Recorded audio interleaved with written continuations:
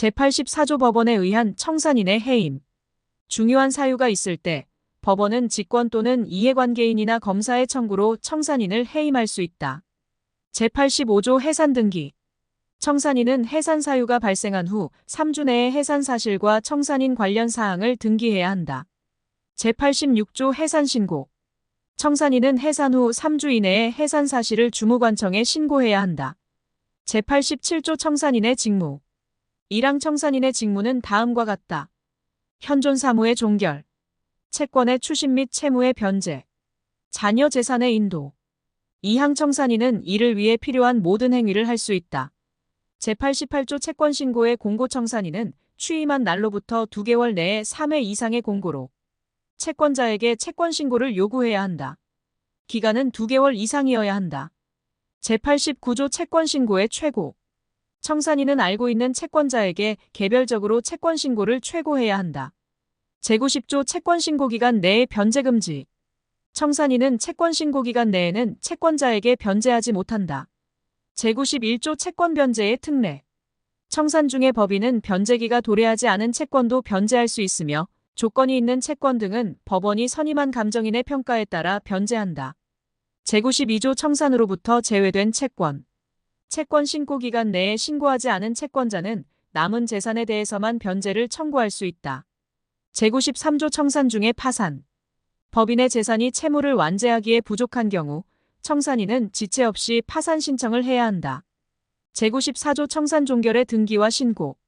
청산이 종결되면 청산인은 3주 내에 이를 등기하고 주무관청에 신고해야 한다. 제95조 해산. 청산의 검사, 감독. 법인의 해산 및 청산은 법원이 검사하고 감독한다. 제96조 준용 규정. 제58조 제2항, 제59조에서 제62조까지의 규정은 청산인에게 준용된다. 제5절 벌칙. 제97조 벌칙. 법인의 이사, 감사 또는 청산인은 다음 각호에 해당하는 경우 500만 원 이하의 과태료에 처한다. 본장에 규정된 등기를 해태한 때. 재산 목록 또는 사원 명부에 부정기재를 한 때.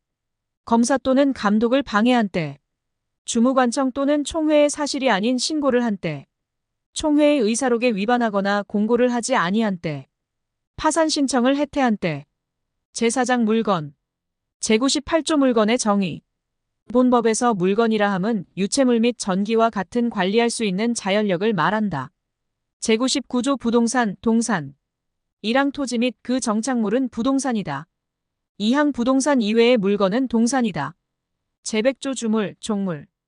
1항 주물에 부속된 물건은 종물로서 주물의 처분에 따른다. 2항 종물은 주물의 처분에 따른다. 제101조 천연과실, 법정과실. 1항 물건에서 수취하는 산출물은 천연과실이다. 2항 사용대가로 받는 금전 등은 법정과실이다. 제102조 과실의 취득. 1항 천연과실은 원물로부터 분리하는 때에 그 수취할 권리자에게 속한다. 2항 법정과실은 그 권리의 존속기간에 따라 비율로 취득한다. 제5장 법률행위. 제1절 총칙. 제103조 반사회 질서의 법률행위. 선량한 풍속 기타 사회 질서에 위반한 사항을 내용으로 하는 법률행위는 무효다. 제104조 불공정한 법률행위. 당사자의 궁박, 경솔, 무경험으로 인하여 현저하게 공정을 잃은 법률행위는 무효다. 제105조 임의규정.